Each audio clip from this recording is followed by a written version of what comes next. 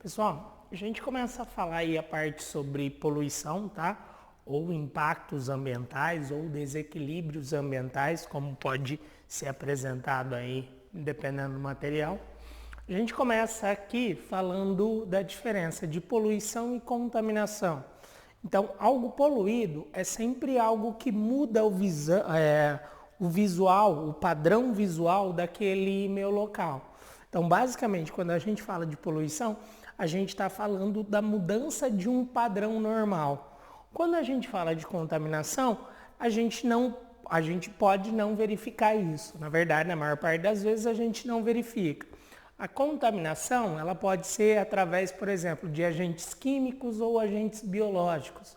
Então, por exemplo, metais pesados ou determinadas bactérias ou vírus que tornam aquele ambiente patogênico, tá? Então, um ambiente ele pode ser contaminado e não poluído. Da mesma forma que ele pode estar poluído e não contaminado.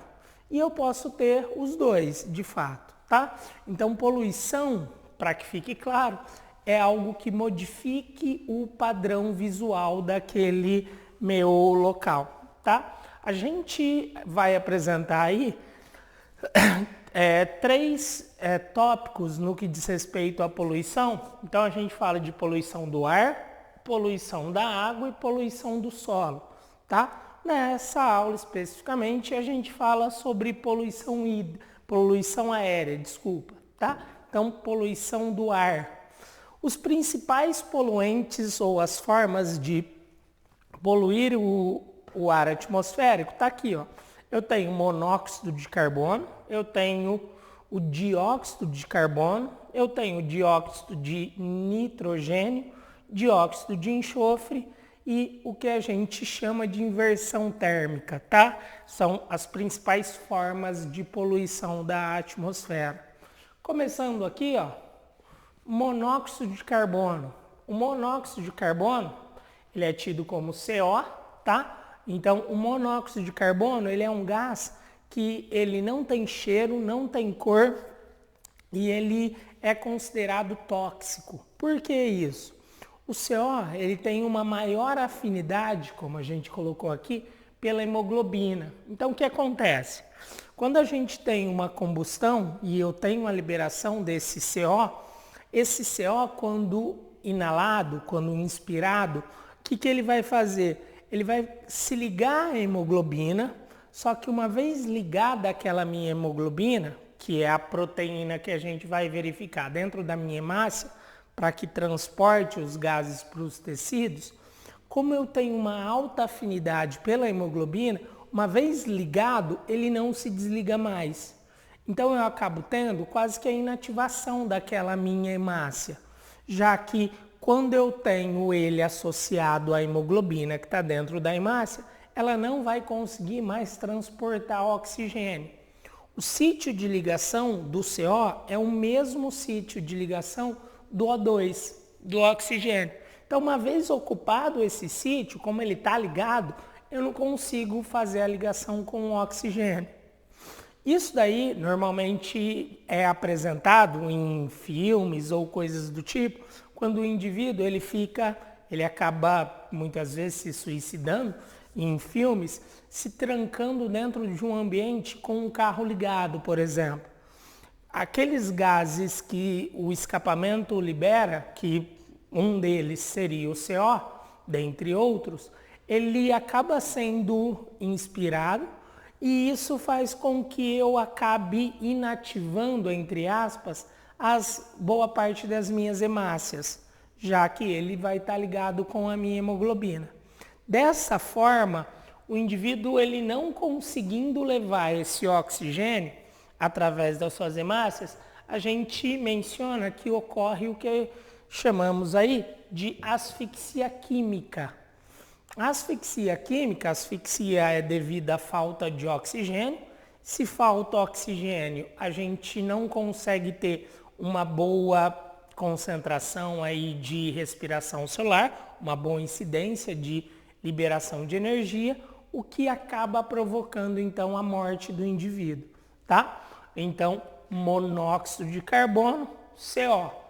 ele se liga à hemoglobina ali dentro da minha hemácia e devido a essa alta fixação, eu acabo inativando aquela minha hemácia. Tudo bem?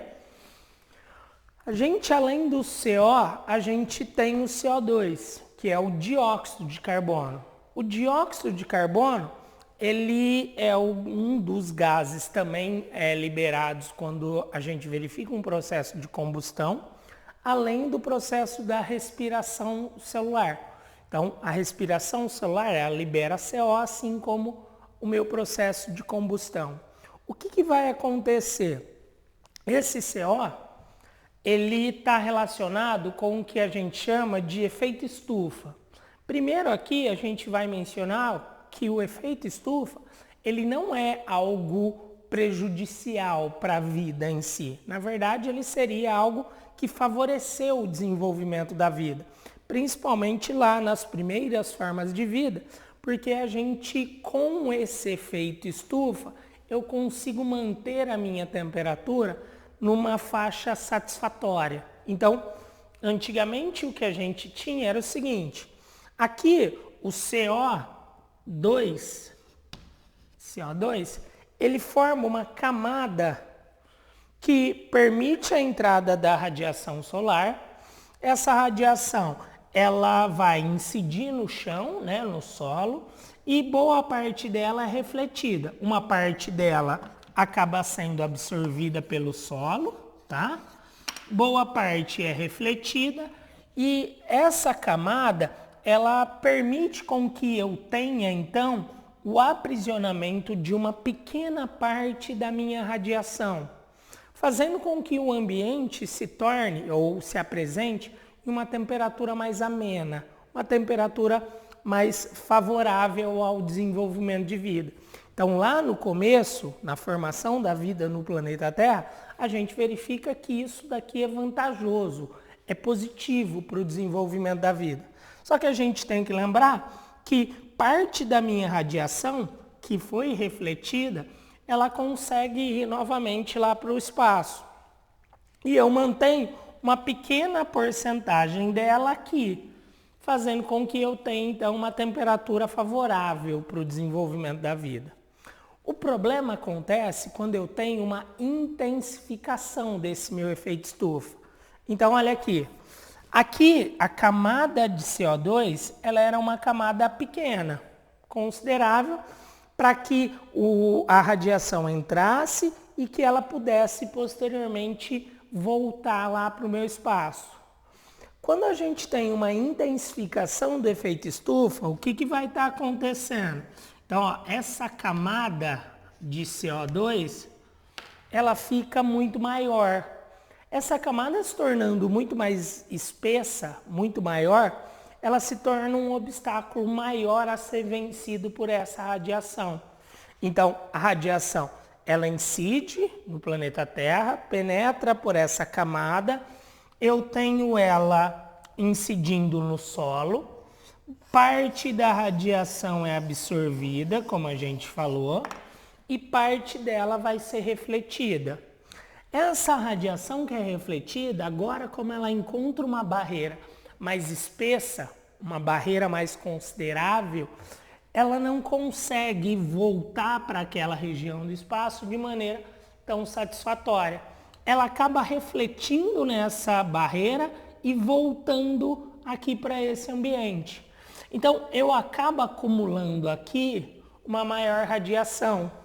Se eu tenho uma maior radiação, isso provoca uma maior temperatura. O aumento na temperatura terrestre, ele vai se dar justamente devido a isso.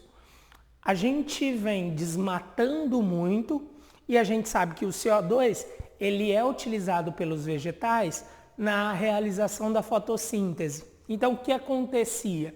Quando eu tenho um número muito grande de vegetais se desenvolvendo, eles acabam aprisionando esse CO2, porque eles pegam o CO2 do ar atmosférico e no processo fotossintético transformam em glicose. A glicose vai ser utilizada por eles ou então armazenada na forma de amido. ou então utilizada para a construção, para a formação de novas estruturas dos meus vegetais. Eu quero dizer que o CO2 que eu retiro desse ar atmosférico, eu acabo guardando dentro do vegetal. É por isso que a gente tem um termo chamado de aprisionamento de carbono, que é realizado pelos vegetais. Por isso que é importante o lance do reflorestamento. Quanto mais eu consigo reflorestar, mais eu consigo sequestrar esse carbono. E se eu consigo sequestrar esse carbono, a tendência dessa faixa aqui seria diminuir, tudo bem?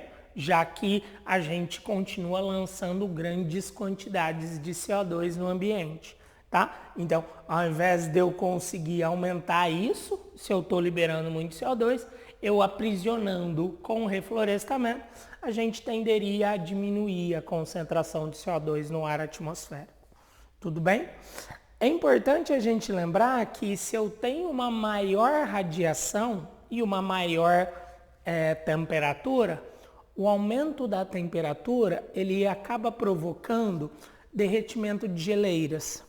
Com o derretimento de geleiras, eu acabo provocando aumento no nível oceânico.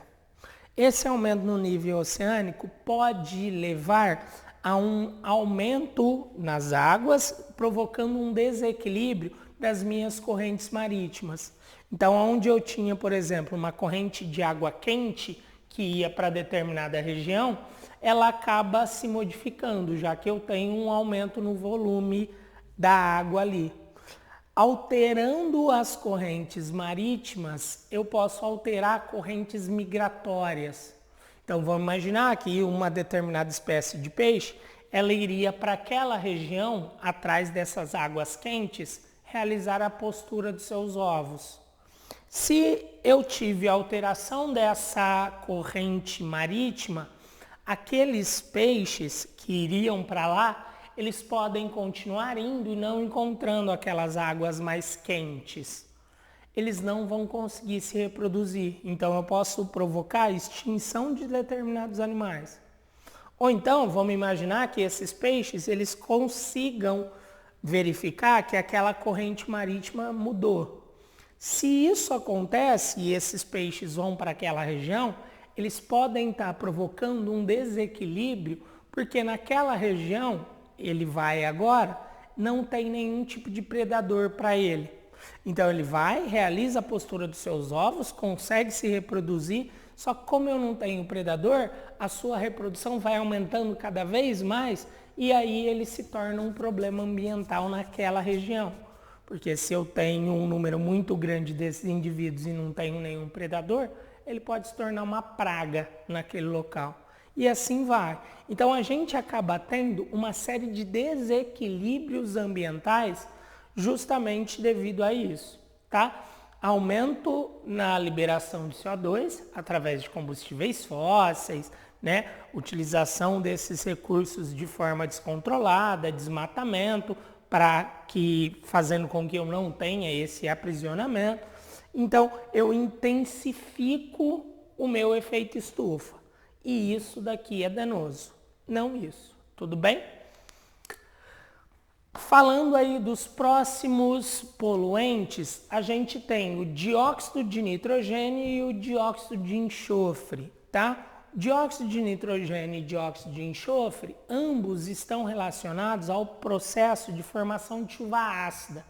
Então são gases que são eliminados muitas vezes por indústrias, tá? E quando liberados nesse ar atmosférico, quando eu tenho o processo de precipitação da água, condensação, precipitação da chuva, eu acabo me relacionando com esses gases e aí eu acabo tendo a precipitação dessa água, mas com um pH mais baixo, o que a gente chama de chuva ácida, tá? Então, dióxido de nitrogênio e dióxido de enxofre são dois gases que vão estar relacionados com a liberação de determinadas indústrias e quando eu tenho a condensação e a precipitação da chuva em si, eu tenho a reação com esses gases e aí aquela chuva ela cai com um pH mais baixo.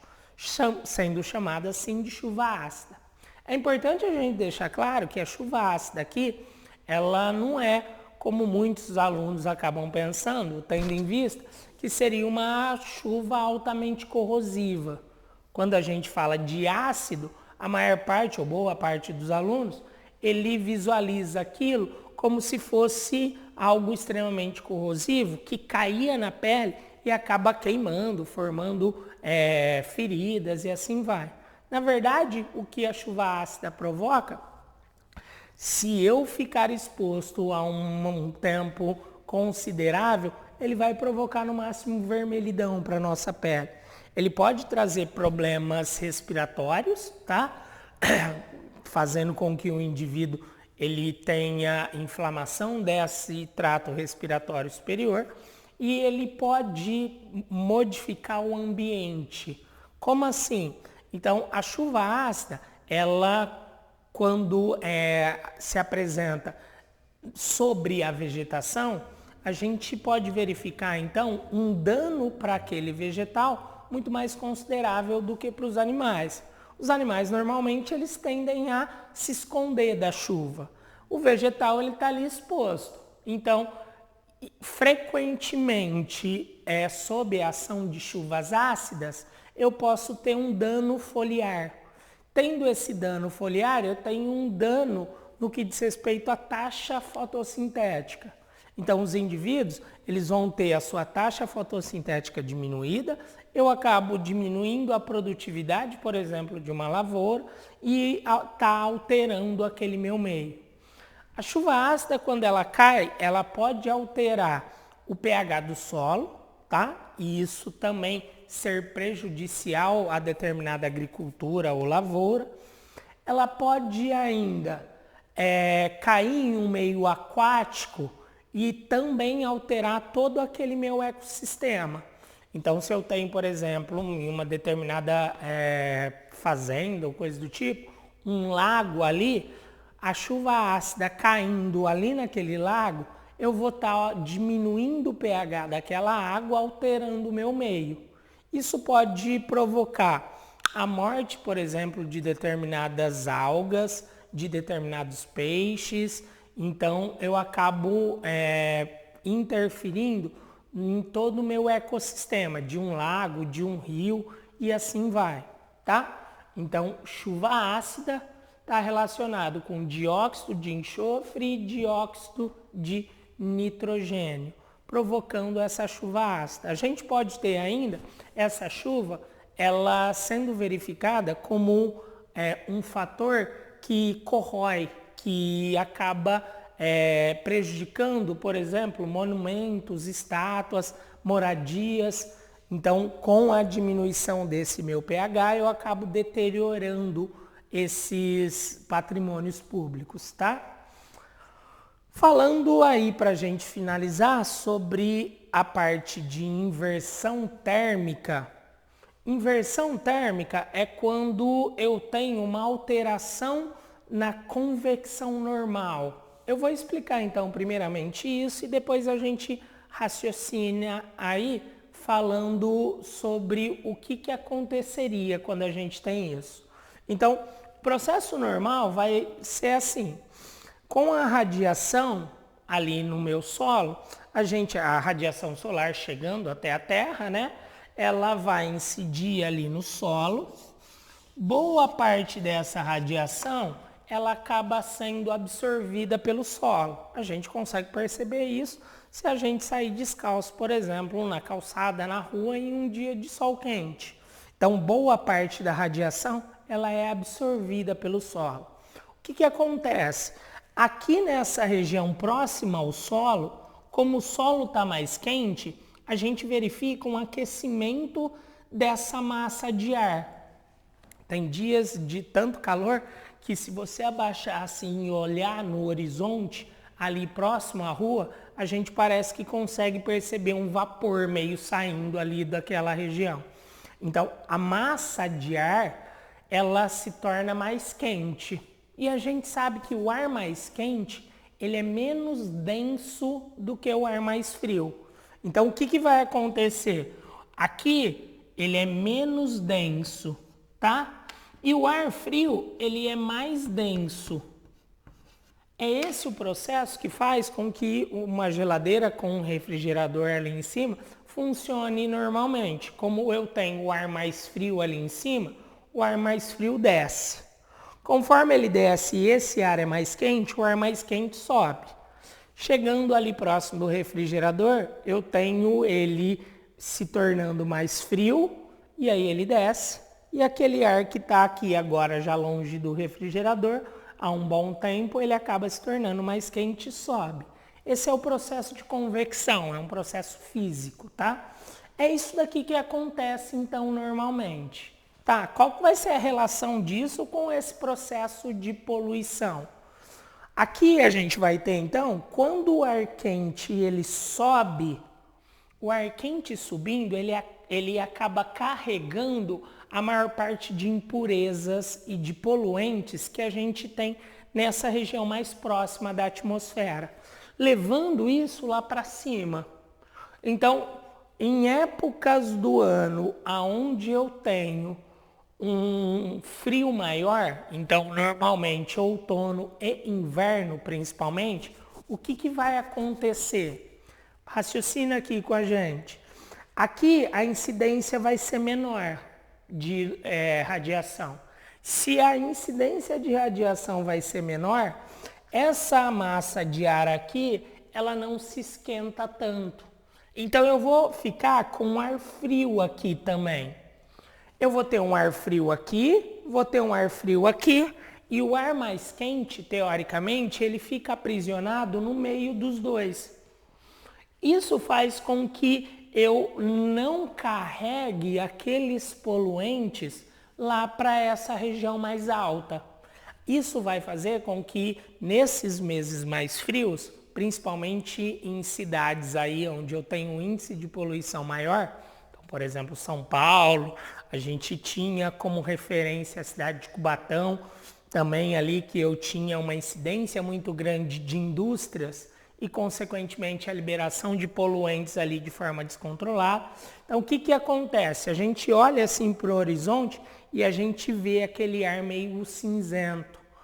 Isso, muitas vezes, é devido a essa inversão térmica. Então, mais uma vez, para fixar, o que vai acontecer?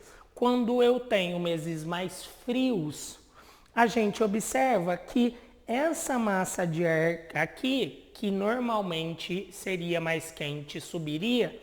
Como eu tenho uma baixa radiação aqui e o meu solo ele não está tão quente, eu não esquento essa massa de ar. Consequentemente, fica uma massa de ar fria aqui, uma massa de ar fria lá em cima e a massa de ar quente ela fica aprisionada ali entre essas duas massas. Eu não tenho o processo de convecção sendo realizado de maneira tão satisfatória. E aí, a maior parte dos poluentes acaba ficando nessa região intermediária.